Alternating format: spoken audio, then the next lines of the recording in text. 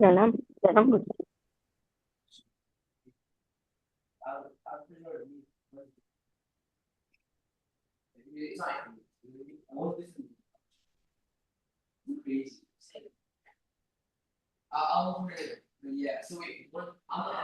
શાસ્ત્ર પ્રવચન નંબર 12 વિશ્વના સર્વજીવોનું કલ્યાણ થાવ, મંગળ થાવ એવી સુંદર ભાવના વડે આજના પ્રવચનની આપણે શરૂઆત કરીએ છીએ.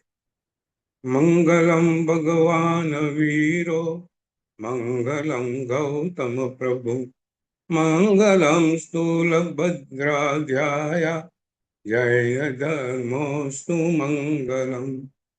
શિવમસ્તુ સર્વજગતઃ પરહિતનિરતા ભવन्तु ભૂતગણા, દોષા પ્રયાન્તુ નાશમ, સર્વત્ર સુખી ભવતુ લોકઃ, સર્વત્ર સુખી ભવતુ લોકઃ. વિશ્વના સર્વજીવોનું મંગળ થાય, કલ્યાણ થાય.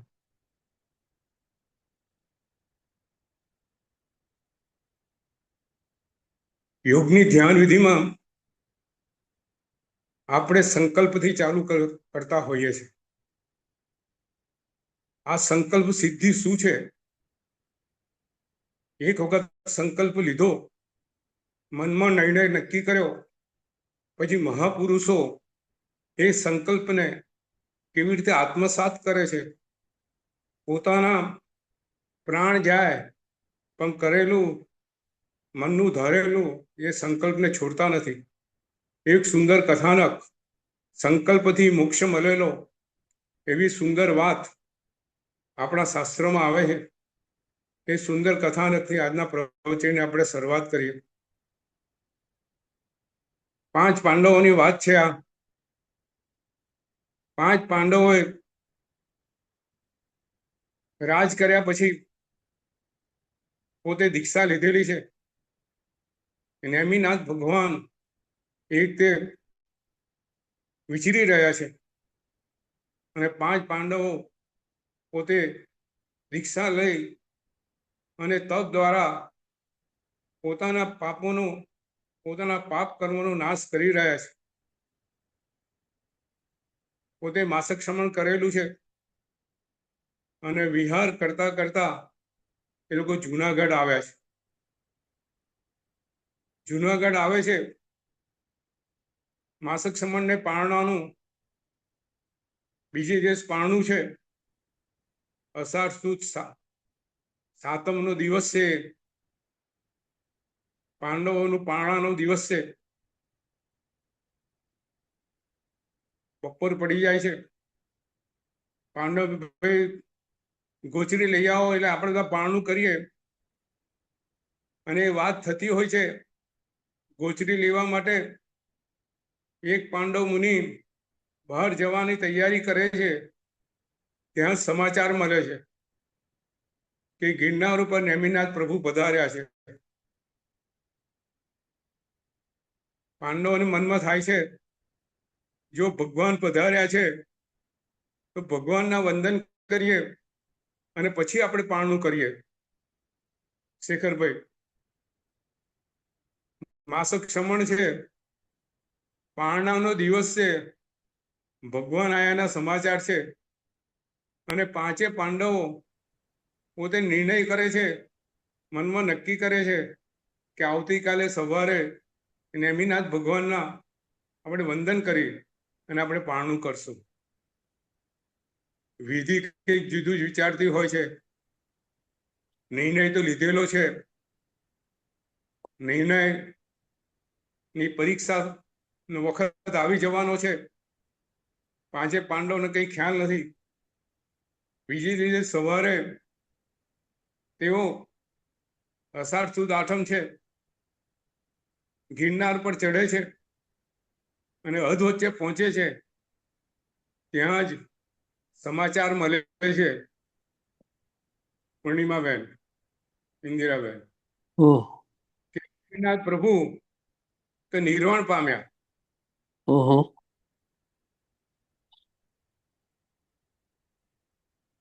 5 પાંડવો ભગવાનને વંદન કરી અને પારણું કરવાના હતા. નક્કી કર્યું હતું કે ભગવાનના વંદના કર્યા પછી પારણું કરશું. હવે શું કરવાનું શેખરભાઈ? ભગવાનના ફોટા જોઈને વંદન કરી લેવાના અને પારણું કરી લેવાનું, બરાબર? આપણે એવું કરીએ. આપણે કઈક રસ્તો શોધીએ, પણ આ તો મહાપુરુષો છે.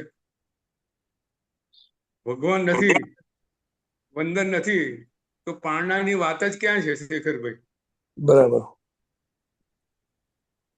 હવે પારણું કરવાની વાત જ નથી. પાંડવોએ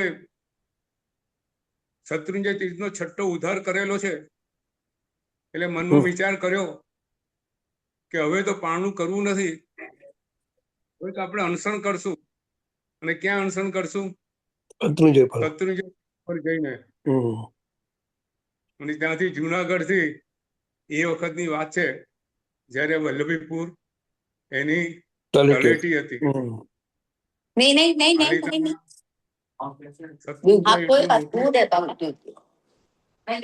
दूध शायद दूध होगा, दूध भी आता नहीं है. બધા અનમ્યુટ અને શત્રુંજય પર પહોંચે છે. શત્રુંજય ઉપર પોતે અનશન કરી અને પોતાની યોગ સાધના ચાલુ કરે છે. શુક્લ ધ્યાનની પરમ કક્ષાએ પહોંચે છે. અને આસો સુદ પૂનમના દિવસે પાંચે પાંડવો ને કેવળ જ્ઞાન પ્રાપ્ત થઈ મોક્ષ માર્ગે સિદ્ધ શિલા પર પહોંચી જાય છે. એક સંકલ્પ જીવને ભવભ્રમણની બારીમાંથી અટકાવી દીધો, જે જીવને મોક્ષ પહોંચાડી દીધો. આવો સંકલ્પ આપણે જ્યારે યોગ સાધના કરીએ, યોગની અંદર યોગ ધ્યાન કરીએ, આવા અદ્ભુત સંકલ્પથી આપણે આપણી યોગનું ધ્યાન ધરવાનું છે. આજે સંકલ્પ, જરા સુંદર સંકલ્પથી આ યોગ ધ્યાનની આજે આપણે વાત કરશું. એ પહેલા યોગ શાસ્ત્રમાં યોગ માર્ગની જે વાત કરી છે એની આપણે મૂળ વાત કરતા હતા કે ભગવાને જે યોગનો માર્ગ બતાવ્યો છે એનું બેઝિક શું છે, એનું ફંડામેન્ટલ શું છે, જેના પર આપણો યોગ માર્ગ ઊભો છે. આપણો યોગ માર્ગ સ્વતંત્ર છે, અલગ છે. માત્ર ધ્યાનમાં બેસી જવાનો યોગ માર્ગ ભગવાને બતાવ્યો નથી. એની વાત આપણે કરવાની છે, યોગ માર્ગની વાત કરવાની છે. એ પહેલા ભગવાને જે વિશ્વ માટેની મૂળભૂત વાત કરેલી છે કે જેના પર શાસ્ત્રો કરાય યોગ માર્ગ આપણને બતાવ્યો છે, એની આજે આપણે વાત કરવી છે. બહુ સુંદર વાત કરેલી છે. યોગ માર્ગ પર જતા પહેલા, મોક્ષ માર્ગની વાત કરતા પહેલા, કે આ ભગવાને કીધું છે કે 6 દ્રવ્યમાં આ ચૈતન દ્રવ્ય છે. ચેતન દ્રવ્ય માટે એમને 6 સ્થાન મૂકેલા છે. શેખરભાઈ, આપ બધાને ખબર છે. સૌથી પહેલું આત્મા છે. આત્મા નિત્ય છે. આત્મા કર્મનો કર્તા છે. આત્મા કર્મનો ભોગતા છે. મોક્ષ છે અને મોક્ષનો માર્ગ છે. આ બૌદ્ધિક વાત જે વેદનો જે માર્ગ છે એનાથી જુદી પડે છે. આત્મા છે. સૌથી પહેલા આપણે આત્માનું સ્વતંત્ર અસ્તિત્વ સ્વીકાર્યું છે. ત્યારબાદ કીધું છે આત્માનું સ્વતંત્ર અસ્તિત્વ. વેદમાં તો 5 ભૂતોમાંથી આત્મા ઉત્પન્ન થાય, ચૈતન્ય તત્વ ઉત્પન્ન થાય, અને 5 ભૂતો નાશ પામતા, ચૈતન્ય તત્વ નાશ પામે, એવી વાત છે. એની સામે ભગવાને કીધું છે કે આત્મા એ સ્વતંત્ર દ્રવ્ય તરીકે વિદ્યમાન છે. એ 5 ભૂતોમાંથી ઉત્પન્ન થતું નથી.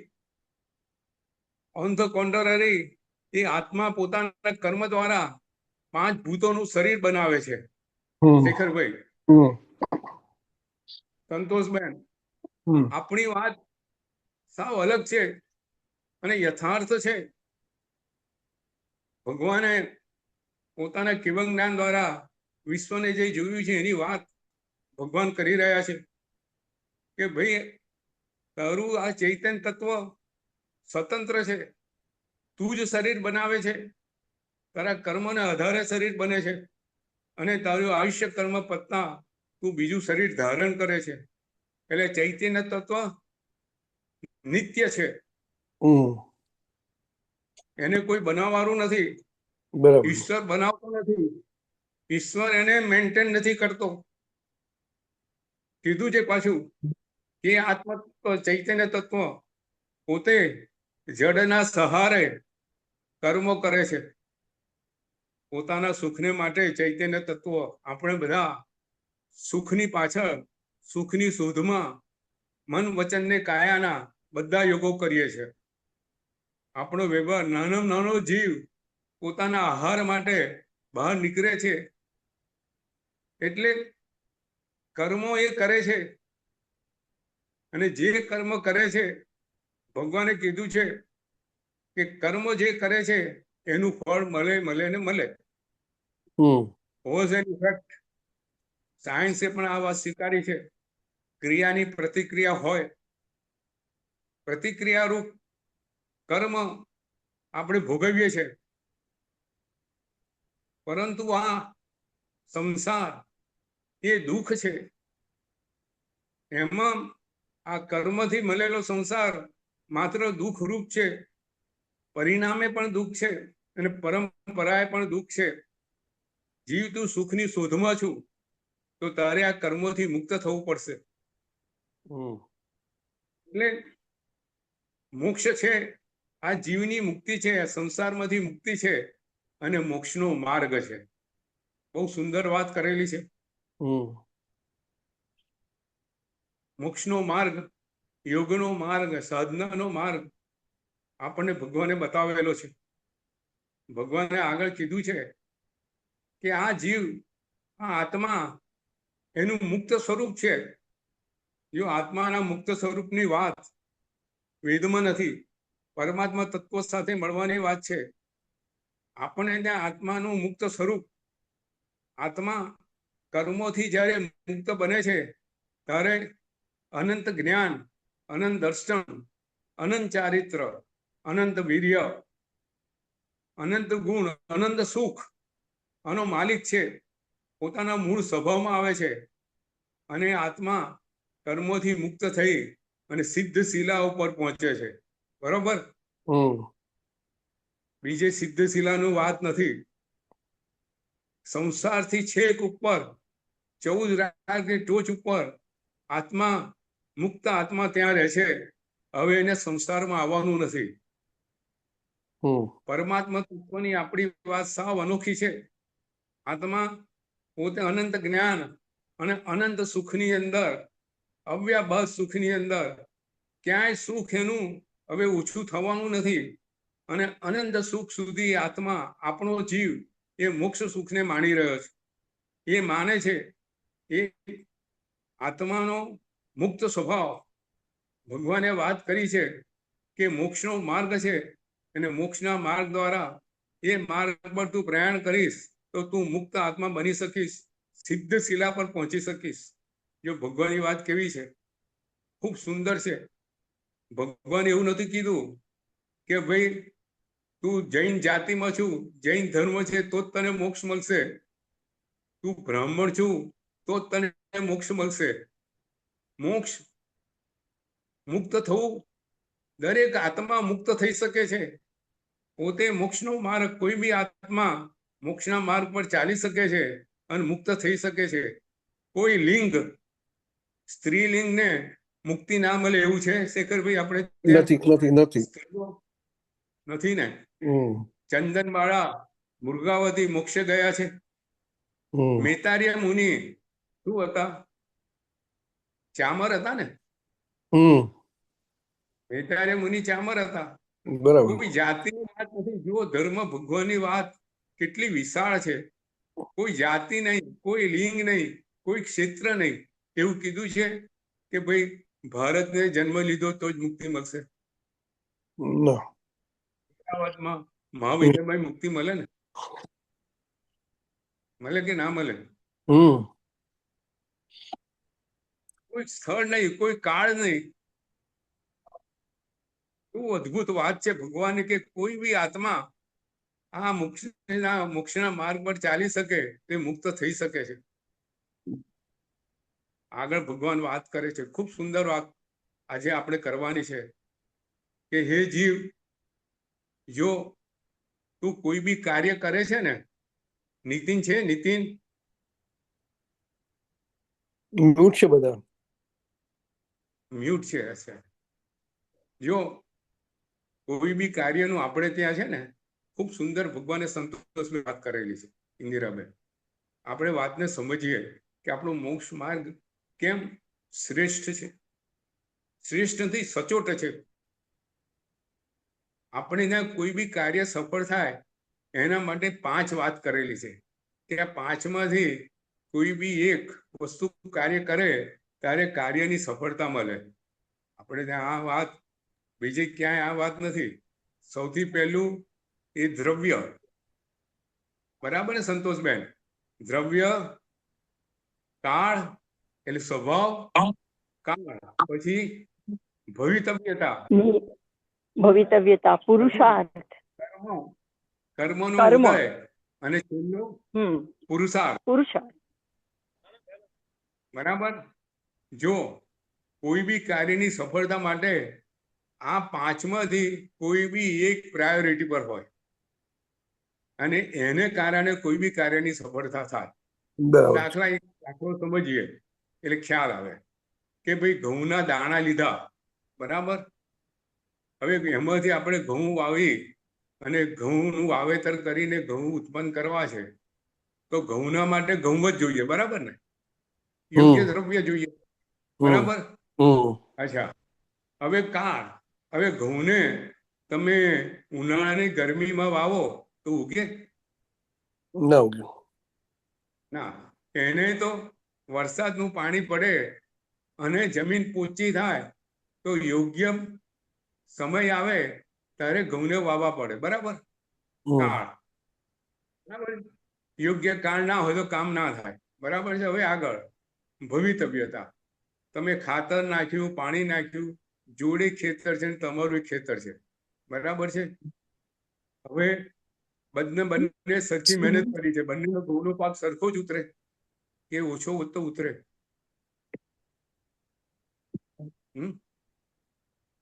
ઓછો તો ઉતરે.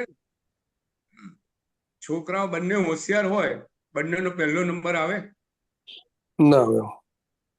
પહેલો બીજો આવે ને. એ ભવિતવ્યતા કામ કરે. કોઈ કારણસર એ છોકરાને એ પ્રશ્નનો જવાબ કોઈ કારણસર ન આવડ્યો અથવા વ્યવસ્થિત નહીં લખાયું, તો ત્યાં એ ખેતર પર તાપ ઓછો પડ્યો, પેલા ખેતર પર તાપ વધારે પડ્યો, કોઈ બી કારણ હોય, જે કારણનો આપણી પાસે કોઈ જવાબ નથી, એ ભવિતવ્યતા. હવે પૂરો ઘઉંનું નસીબ. ઘઉંનો પાક બંને ત્યાં ઉતર્યો અને અચાનક એ ઘઉંના પાકમાં આગ લાગી ગઈ, બને ને? અને પેલાનો ઘઉંનો પાક નાશ થઈ ગયો અને બીજાને મળ્યો. તે શું થયું? પૂરો ઘઉંના કર્મનો ઉદય. એને ત્યાં આગ લાગી ગઈ, એનું કર્મ એવું હતું. અને છેલ્લે એનો પુરુષાર્થ. બંનેનો પુરુષાર્થ કામ કરે.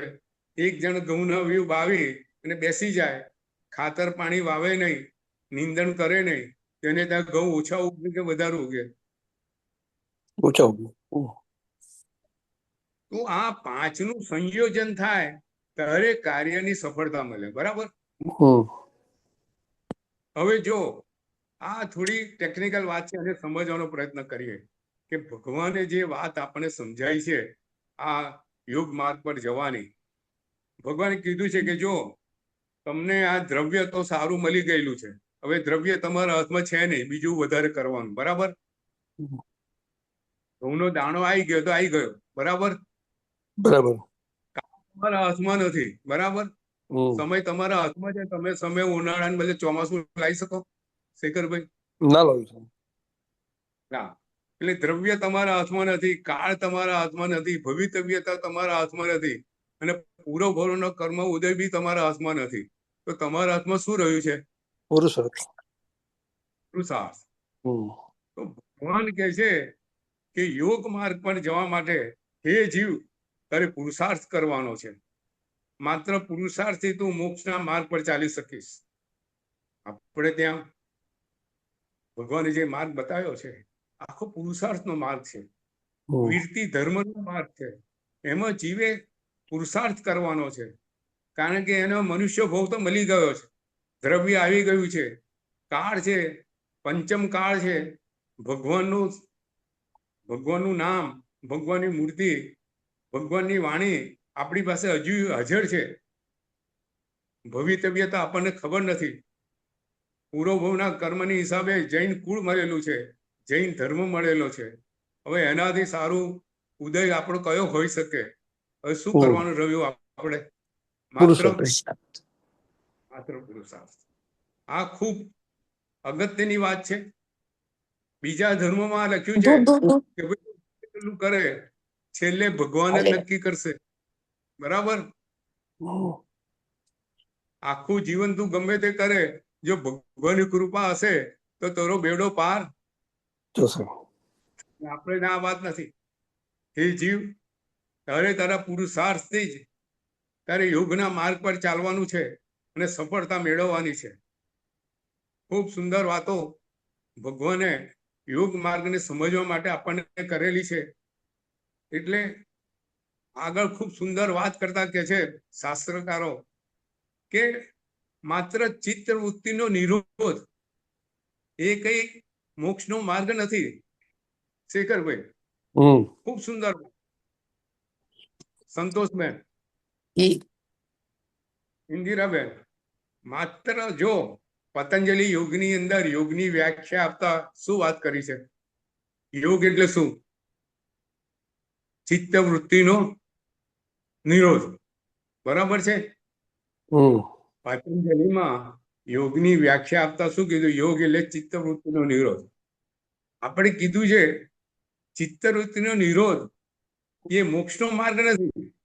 કેમ કે ચિત્તવૃત્તિ નિરોધ તો તમે કોઈ બી કાર્યના સંસારના કાર્યમાં પણ તમે ચિત્તવૃત્તિનો નિરોધ કરી શકો છો.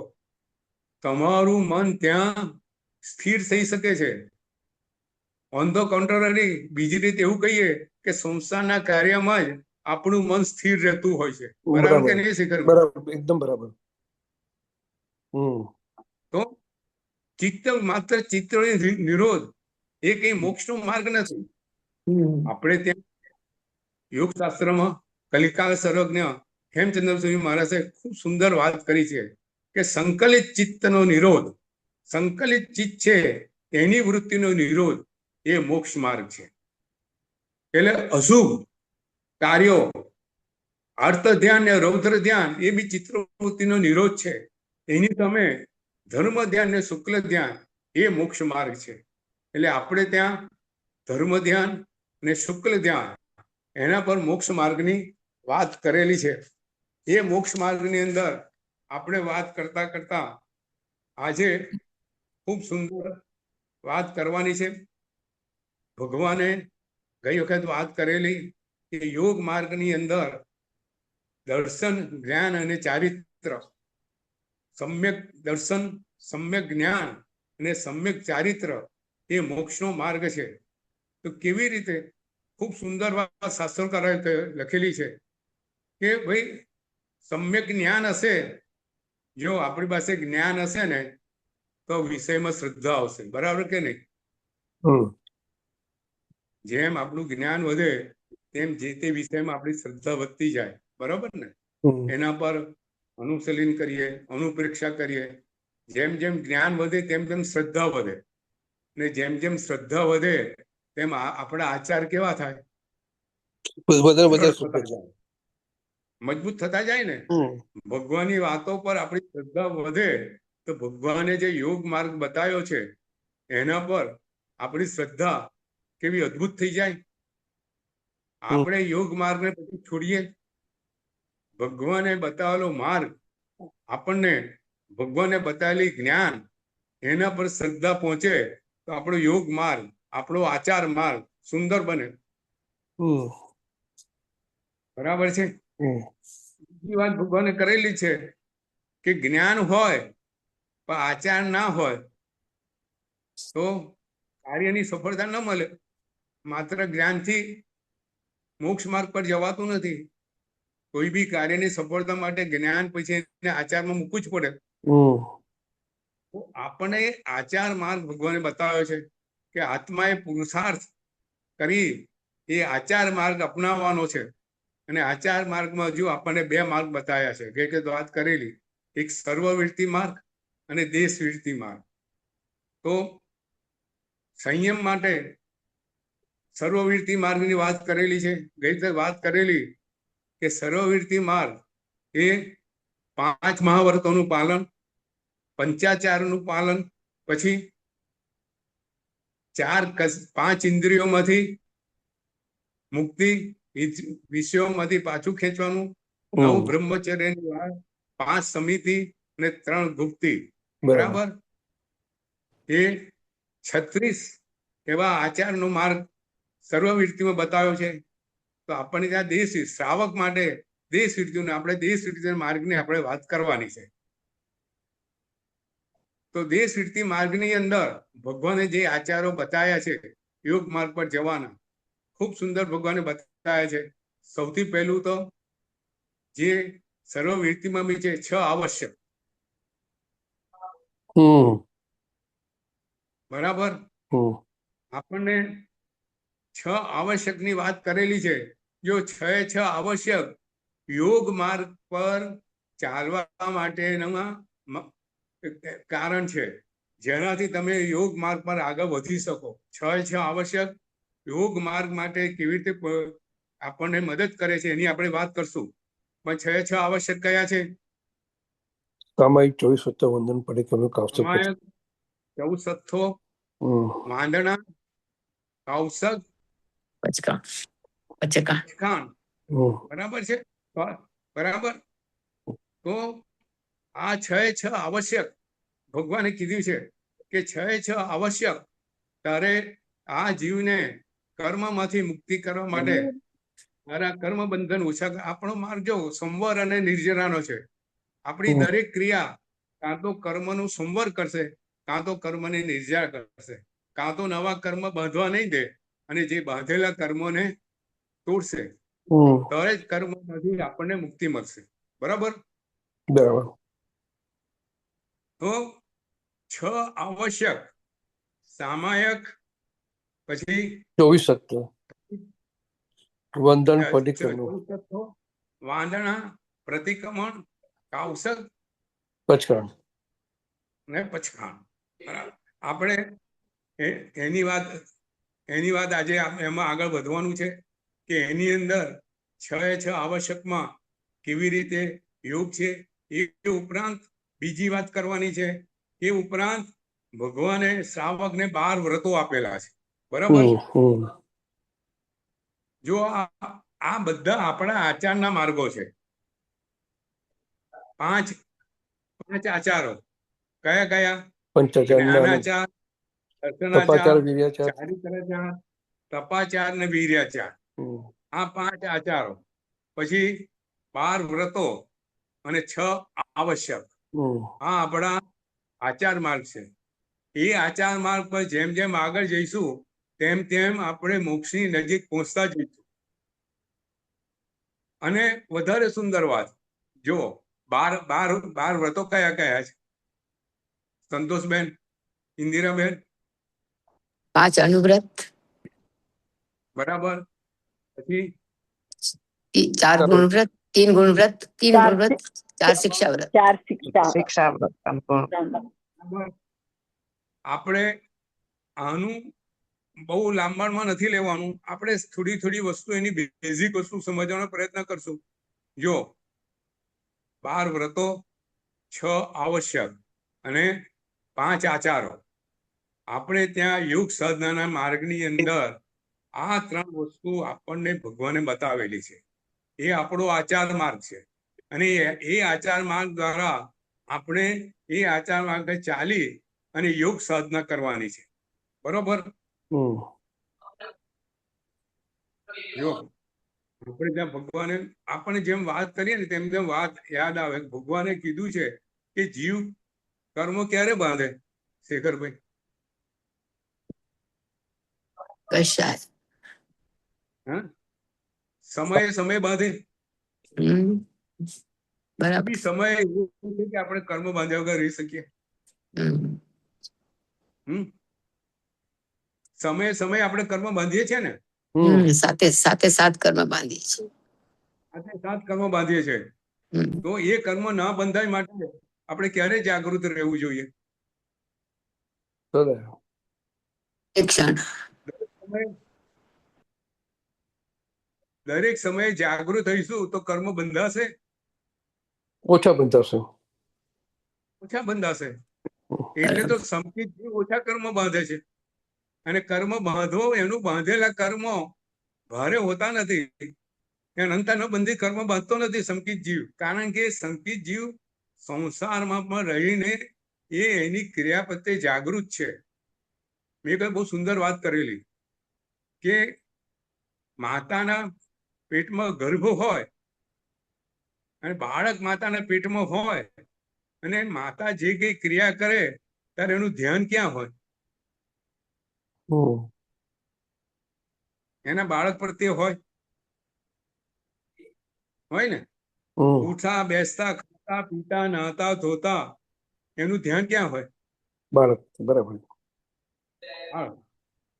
સંકિત જેને સમ્યક દર્શન પ્રાપ્ત કરેલું છે એ જીવની કોઈ બી ક્રિયા કરે, ખાય પીએ ઊંઘે ઉઠે ફરે હરે ફરે ધંધો કરે, જે કઈ કરે એનું ધ્યાન ક્યાં હોય?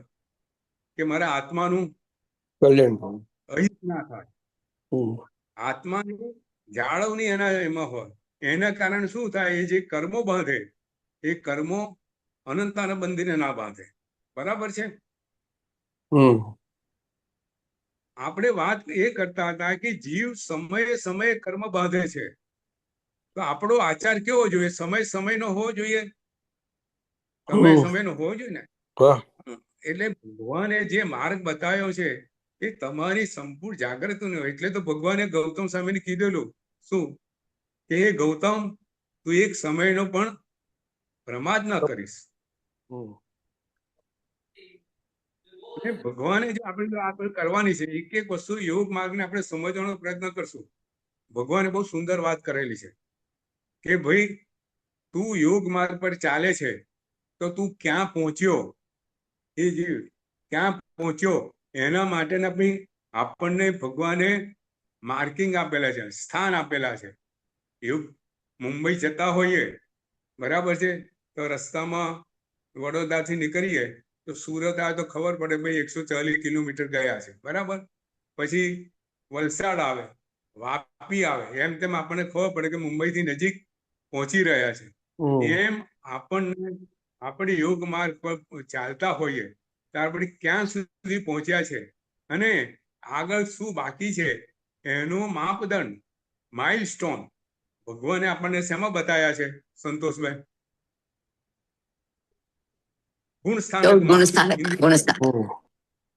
બરાબર. આપણે એની બી વાત કરવાની છે કે કયા આપણે યોગ માર્ગને સમજ્યા પછી આપણે ક્યાં સુધી પહોંચ્યા છે, ક્યાં સુધી જવાનું બાકી છે અને આપણો ભવ ભ્રમણનો જે આપણું જે છે આપણી ભ્રમણની જે પ્રક્રિયા છે એમાં આપણે કેટલું બાકી છે. હા શેખરભાઈ, આ બધું ભગવાને આપણને બતાવ્યું છે. બીજા કોઈ શાસ્ત્રની અંદર ભગવાનની આ વાત નથી.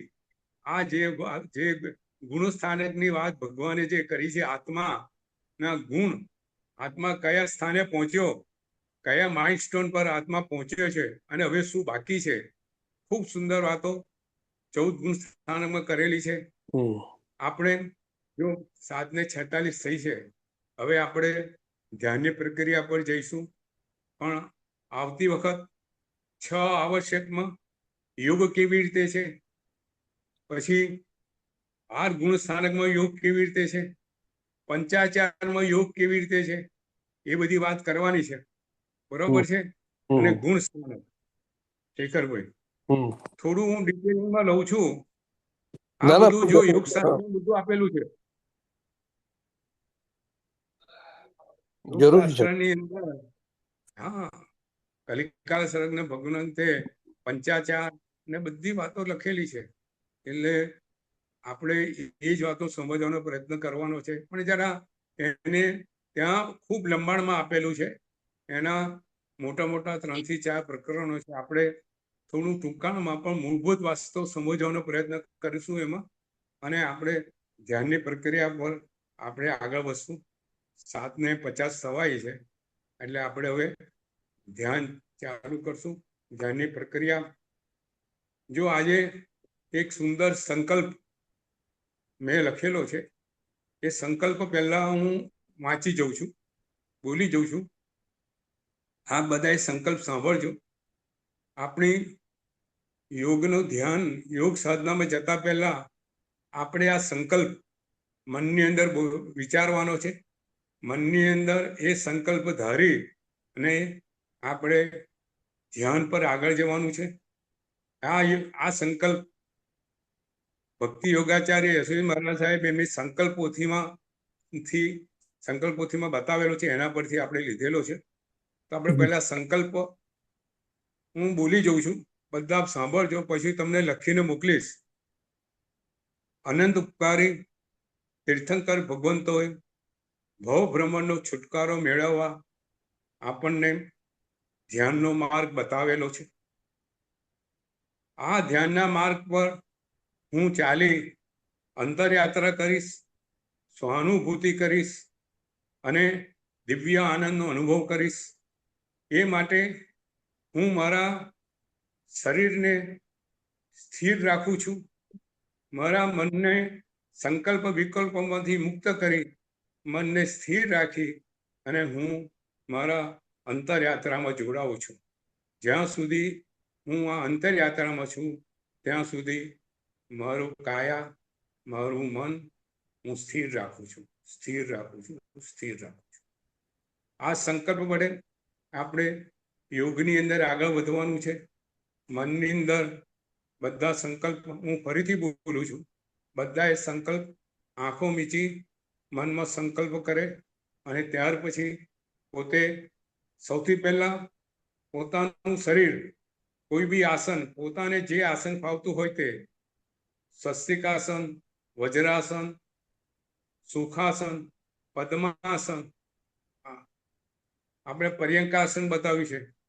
ન ફાવે તો શવાસનની અંદર બી આપણને ભગવાને કીધું છે કે તમે આ યોગના ધ્યાન ધરી શકો છો. બરાબર છે. તો આપણે બધા કોઈ બી આસનની અંદર બેસી જઈએ, શરીરને સ્થિર કરીએ, બંને હાથ ઘૂંટણ ઉપર, યોગ મુદ્રામાં, કોણી શરીર સાથે અડેલી, કોણી બહાર નહીં, કોણી બહારની બાજુ નહીં, શરીર સાથે અડેલી, ડોક ટટ્ટા, કમર સીધી, આપણું શરીર. હવે આપણે શરીરમાં સ્થિર થઈશું. હવે મનની અંદર સંકલ્પ કરશું. આનંદ ઉપકારી તીર્થંકર ભગવંતોએ આપણા ભવ ભ્રમણનો છુટકારો મેળવવા યોગ માર્ગ, ધ્યાન માર્ગ બતાવેલો છે. એ ધ્યાન માર્ગ પર હું આગળ જઈ હું અનંત યાત્રા કરી, સહાનુભૂતિ કરી અને દિવ્ય આનંદ મેળવીશ. આ ધ્યાનમાં જ્યાં સુધી હું છું ત્યાં સુધી મારા શરીરને સ્થિર રાખીશ, મારા મનને સ્થિર રાખીશ.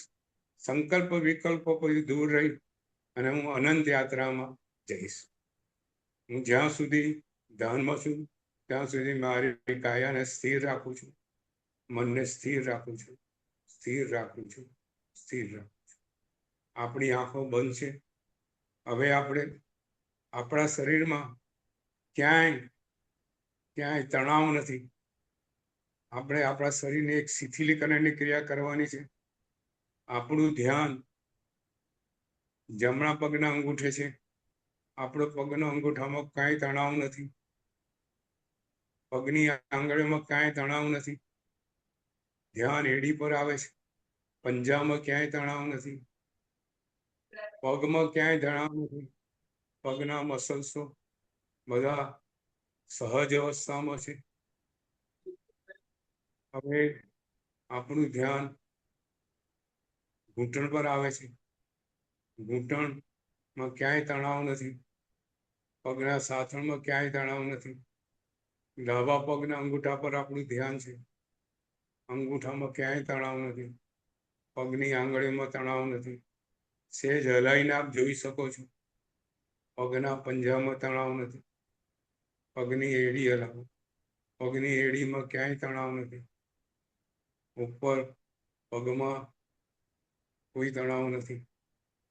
ઢીંચણ સાંધા બિલકુલ સહજ છે. પગના સાથળ સહજ છે. ધ્યાન હવે આપણા પેટ ઉપર છે. પેટમાં આપણું પેટ ક્યાંય તણાવ નથી. ક્યાંય પેટના કોઈ બી અવયવો તણાવયુક્ત નથી. બધા સહજ અવસ્થામાં છે. ધ્યાન ઉપર જાય છે. આપણો શ્વાસોશ્વાસ હૃદય પર જાય છે. અને આપણે હૃદયની ક્રિયા સાવ સહજ છે. હૃદયમાં ક્યાંય તણાવ નથી. આપણા ધબકારા ખૂબ નિયમિત છે. ખૂબ નિયમિત છે. ખૂબ નિયમિત છે. હવે આપણું ગળું છે. ગળું ટટ્ટાર છે. ડોક ટટ્ટાર છે. ડોક ટટ્ટાર છે. હવે આપણા હોઠ બંધ છે પણ ખેંચાયેલા નથી. સાહજિક અવસ્થામાં હોઠ છે. દાંત એકબીજાને અડેલા નથી. દાંત ભીસેલા નથી. ખૂબ સહજ અવસ્થામાં શરીર છે. નાકમાં આપણો શ્વાસ ખૂબ સહજ રીતે ચાલી રહ્યો છે. સહજ રીતે શ્વાસને હું જોઈ રહ્યો છું. શ્વાસ મંદ ગતિએ છે. સહજ ગતિએ છે. હવે આંખના પોપચા આંખમાં ક્યાંય તણાવ નથી. આંખો સ્વાભાવિક રીતે બંધ છે. પોપચા પર કોઈ તણાવ નથી. આજ્ઞા ચક્ર પર ધ્યાન છે. ભ્રુકુટી નોર્મલ છે. કોઈ તણાવ નથી. મસ્તક ઉપર પહોંચે છે. સહસ્ત્રાચાર ચક્ર બ્રહ્મરંધ્ર. મગજમાં ક્યાંય તણાવ નથી. ખૂબ પ્રસન્નતા છે. ચિત્ત આપણું પ્રસન્ન છે. ચિત્ત આપણું સહજ અવસ્થામાં છે. પાછળ આપણું ધ્યાન કરોડરજ્જુ પર જાય છે. કરોડરજ્જુ સ્વાભાવિક છે. કરોડરજ્જુ અડગ સ્થિર છે. એને થોડી ઉપર પહોંચી છે. ધીરે ધીરે કમરમાં ક્યાંય પાછળ ક્યાંય તણાવ નથી. કમરમાં ક્યાંય દુખાવો નથી. કમર સહજ છે. કરોડરજ્જુ સહજ છે. શરીર બિલકુલ સહજ છે. શરીર બિલકુલ સહજ છે. શરીર બિલકુલ સહજ છે. હવે આપણે આપણું શરીર સ્થિર છે. હવે આપણે મનને સ્થિર કરશું. મનને સ્થિર કરશું. મનને સ્થિર કરવા માટે આપણું ધ્યાન આપણા શ્વાસોશ્વાસ પર છે. આપણે આપણા શ્વાસોશ્વાસની ગતિ પર આપણું ધ્યાન છે. શ્વાસ અંદર લઈએ છીએ. શ્વાસ બહાર કાઢીએ છીએ. આપણું ધ્યાન આ શ્વાસ અંદર લેવા પર, શ્વાસ બહાર જવા પર આપણું ધ્યાન નસકોરા પર છે. બંને નસકોરા પર આપણું ધ્યાન છે. બંને નાસિકા પર ધ્યાન છે. આપણે શ્વાસ અંદર લઈ રહ્યા છીએ.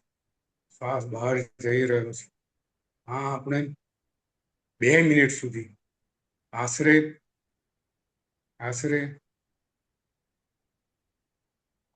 2 45 વાર શ્વાસોશ્વાસ લઈશું. 3 વખત ઘડિયાળના કાંટા 3 વખત 12 તરી 36. એવી રીતે આપણે ધ્યાન રાખીશું. એ રીતે સહેજ આગળ લઈ જઉં છું. એ રીતે આપણું શ્વાસોશ્વાસ ઉપર 36 વખત મનમાં ગણશું. ત્યાં સુધી આપણે આપણા શ્વાસોશ્વાસ પર ધ્યાન રાખશું.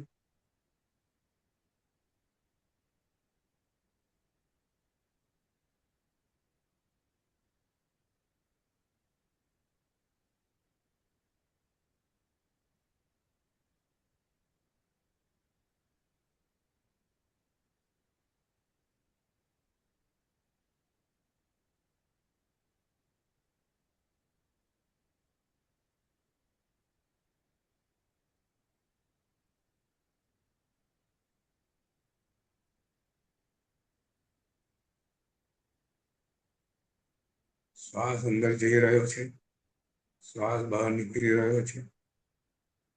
શ્વાસ અંદર જઈ રહ્યો છે, શ્વાસ બહાર નીકળી રહ્યો છે. શ્વાસ અંદર જઈ રહ્યો છે. આપણું ધ્યાન માત્ર આપણા શ્વાસ ઉપર છે. શ્વાસ અંદર જઈ રહ્યો છે, શ્વાસ બહાર નીકળી રહ્યો છે. આપણે આપણું ધ્યાન માત્ર શ્વાસ ઉપર છે, શ્વાસ ઉપર છે.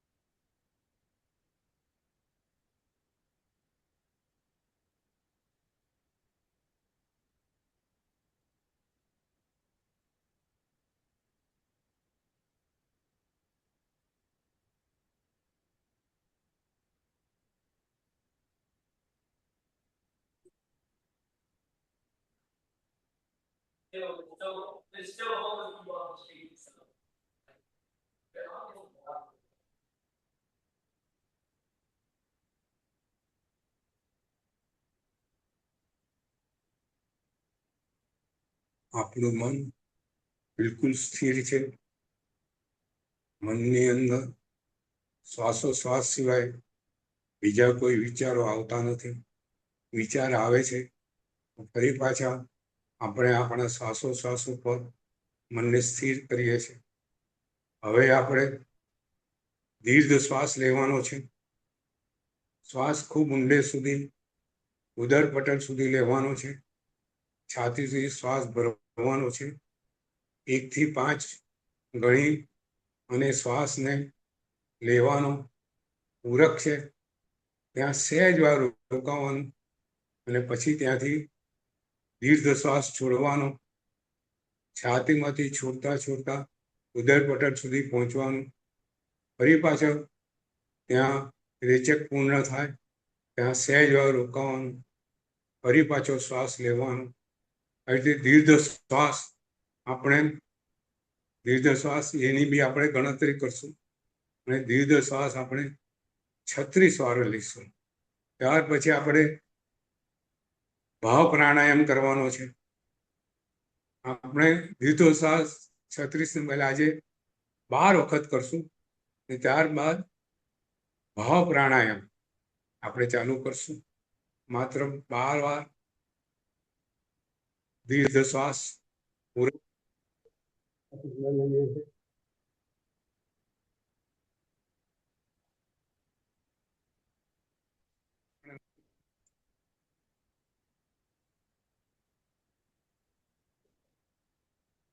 એક, બે, 3, 4, 5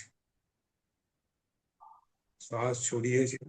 રેચક 1, 2, 3, 4, 5 આપણું ધ્યાન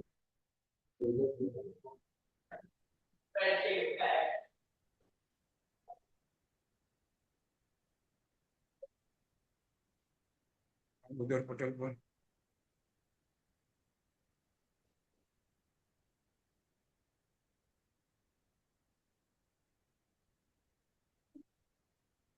બાર વખત આ ક્રિયા કરીએ છીએ.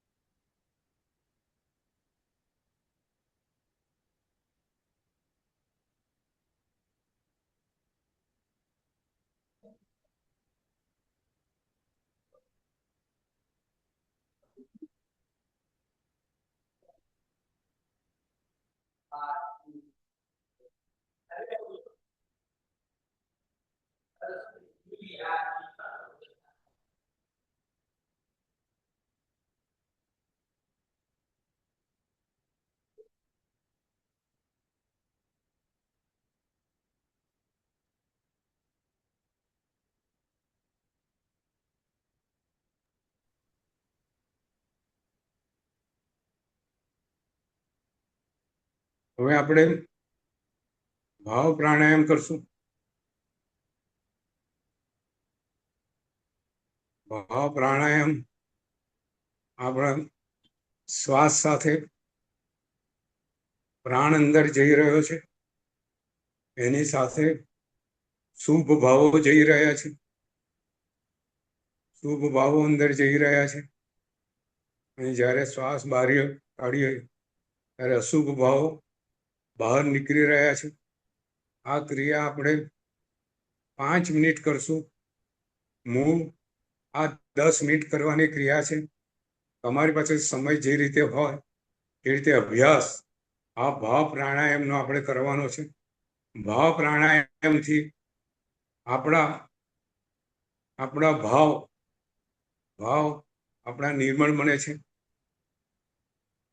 અને આપણા અશુભ ભાવો આત્માના જે સંસ્કારો છે, જે કુસંસ્કારો આત્મા પર છે, એ કુસંસ્કારો દૂર કરવા માટેની આ અદ્ભુત ક્રિયા છે.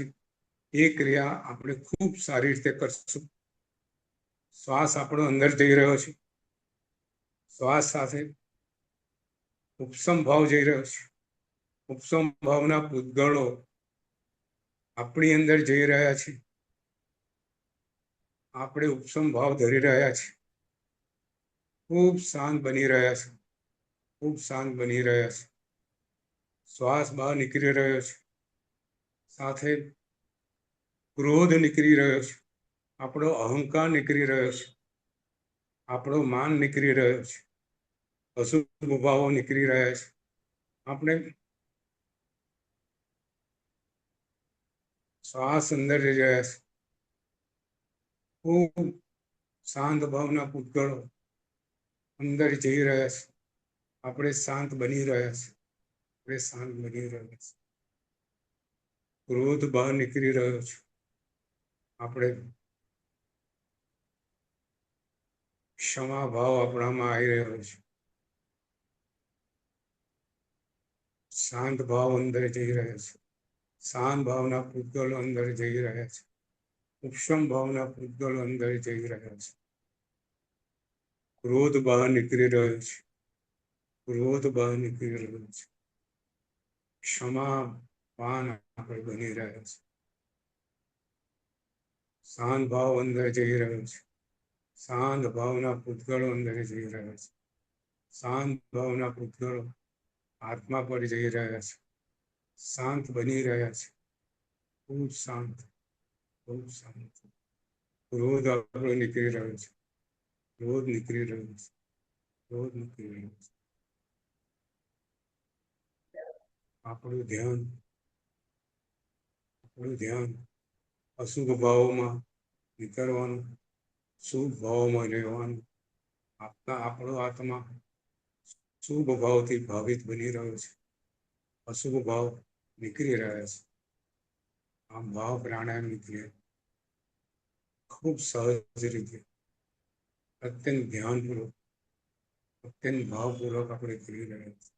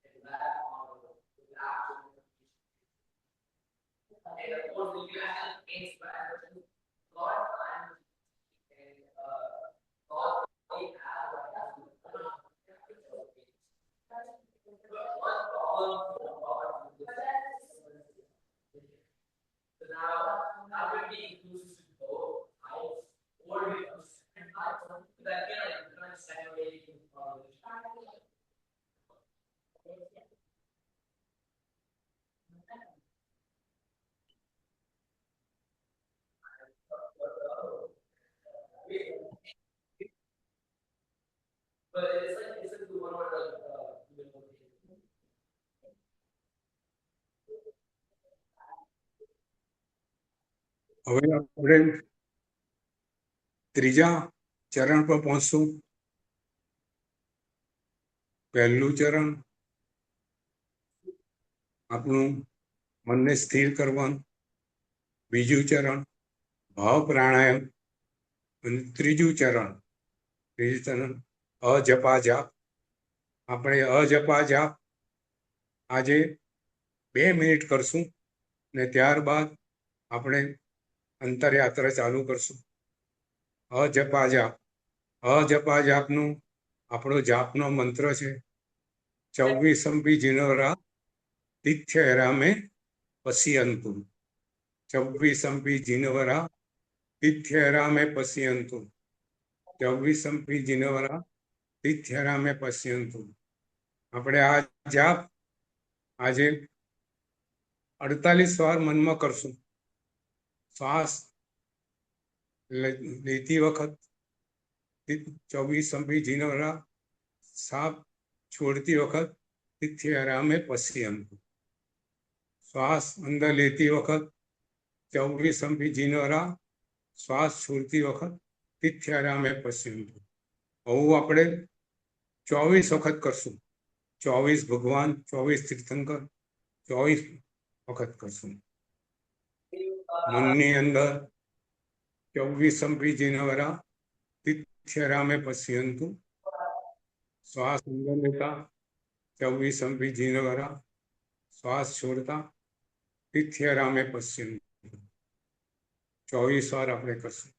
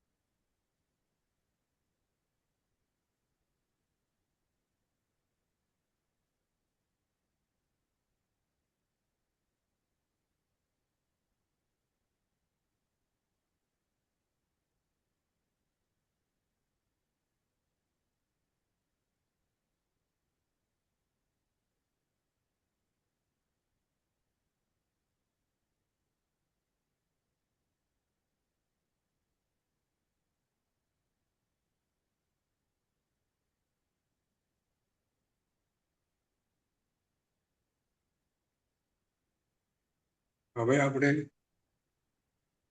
ચોથું ચરણ, છેલ્લું ચરણ સમાધિનું ચરણ, અંતરયાત્રાનું ચરણ, સ્વાનુભૂતિ મેળવવાનું ચરણ, એમાં આપણે પ્રવેશ કરવાનો છે. ખૂબ સરસ પદ્ધતિ છે. જીન પ્રેમ મહારાજે બતાવેલી પદ્ધતિ છે. ખૂબ સુંદર પદ્ધતિ છે. આપણે એક બોલી અંદર જવાનું, બે બોલી વધારે અંદર જવાનું, ત્રણ બોલી એનાથી અંદર જવાનું, ચાર બોલું વધારે અંદર, એમ કરતા કરતા 10 બોલી ને છેક અંદર જવાનું છે. હું બોલું છું, આપણે બધા, અને ત્યાં ગયા પછી ત્યાં આપણે સ્થિર, આજે 3 થી 4 મિનિટ કરશું. આપણે જેટલો સમય એમાં સ્થિર રહેવાય એટલો સમય એમાં સ્થિર રહેવાનું છે. અંદર એ શાંત અનુભવ કરવાનો છે. આત્માનો મૂળ સ્વરૂપ જે શાંત છે, જ્ઞાનમય છે, એનો અનુભવ કરવાનો છે. સતચિત આનંદમય જે આત્મા છે, આત્મા આપણા શરીરને, જે ચૈતન્ય છે, જે આત્મા શરીરના પ્રદેશમાં છવાયેલું છે, જે આત્મા ચંદ્ર જેવો નિર્મળ છે, એનું આપણે સ્વાનુભૂતિ કરવાની છે. હવે હું બોલું છું, આપણે અંદર ધ્યાનની અંદર અંતરયાત્રા જવાનું છે. 1, 2 બધું અંદર, 3 એનાથી અંદર, 4 એનાથી અંદર, 5 એનાથી અંદર, 6 એનાથી અંદર, 7 એનાથી અંદર, 8 એનાથી અંદર, 9 એનાથી અંદર, 10 છેક અંદર, છેક અંદર, છેક અંદર. એક બિંદુ, એક સ્થાન પર આપણું ધ્યાન છે. આપણું ધ્યાન સ્થાન પર છેક અંદર છે, જ્યાં આપણો શાંત પ્રવાહ વહી રહ્યો છે. આત્માનો શાંત પ્રવાહ વહી રહ્યો છે. ખૂબ પ્રસન્નતા છે, ખૂબ શાંત છે, ખૂબ ઉપસંભાવ છે, શાંત છે, ખૂબ શાંત, અત્યંત શાંત.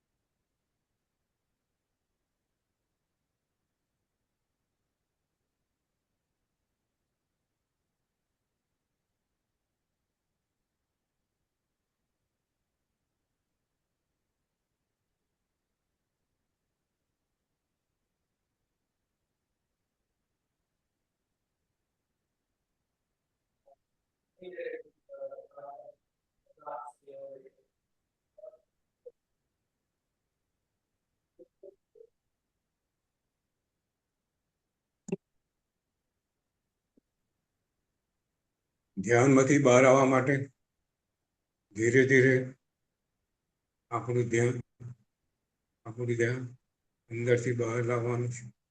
ધીરે ધીરે બહાર આવવાનું છે. ધીરે ધીરે બહાર આવવાનું છે. શ્વાસોશ્વાસ પણ બહાર આવવાનું. ધીરે ધીરે આંખો ખોલવાની છે. સાવ ધીરે ધીરે હળવેથી આંખો ખોલીએ છીએ. આપણું શરીર હજુ સ્થિર છે.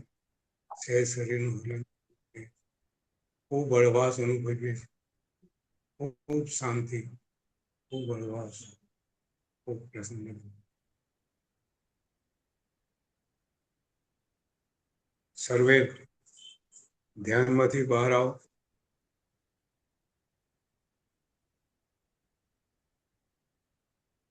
પૂર્ણિમાબેન, શેખરભાઈ, ઇન્દિરાબેન, હા બોલો સાહેબ, સંતોષ, બરાબર છે. બધા કેવું રહ્યું? જો અડધો કલાક થયો શેખરભાઈ, એ ખબર નહીં પડી, પણ એકચ્યુઅલી ધ્યાન રહેતું નથી બરાબર, હટી જાય ઘડી ઘડી. હા હા, એકદમ અંદર જાય પાછું બહાર આવી જાય તરત જ, ખબર નહીં કેમ. આ સુંદર પદ્ધતિ છે. હમ કાયમ અડધો કલાક આપણે આ ધ્યાન આપણે હમ પોતાને એમાં અભ્યાસ રૂપે કાયમ ધોરણો છે, સામાયિકમાં આપ કરી શકો છો. બરાબર. હા, સામાયિક તો થાય, રાઈટ. સામાયિકમાં ધ્યાન સંભાવ ઉભો કરવાની આ અદભુત પ્રક્રિયા છે. યશોજી મહારાજ સાહેબ આ 4 ચરણની પ્રક્રિયા કરાવે છે. આપણે એમાં થોડું પ્રેક્ટિકલ એક બે વસ્તુ ઉમેરી છે કે જેથી આપણે વધારે સારી રીતે કરી શકીએ. એ આપણે સંકલ્પ ઉમેર્યો છે, શરીરનું શિથિલીકરણ ઉમેર્યું છે. પ્રશ્ન તો પૂછો. આસને 18 થઈ છે.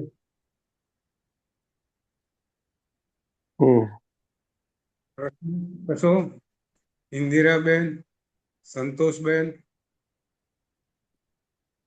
પારુલબેન, બીજા કોણ છે ખ્યાલ નથી આવતો. બીજા કોઈને પ્રશ્ન હોય તો પૂછો. તો આપણે અહીંયા આજના પ્રવચનની નવકાર બોલીને સમાપ્તિ કરીએ છીએ. નમો અરિહંતાણમ, નમો સિદ્ધાણમ, નમો હૈરાણમ, નમો વજ્જાયાણમ, નમો લોહે સૌપસાહુણમ, યસો પંચ નમુકારો સવભાવપણાસનો મંગલાણં ચ સભ્યસિંહ પરમમ હવિ મંગલમ. જેને આજ્ઞા વિરુદ્ધ જે કંઈ બોલો એ તે સોઈ મનોચંકા કરે મિચ્છામિ. વખતે 55માં યોગ, 6 આવશ્યકમાં યોગ, એની વાત કરશું. અને પછી આપણે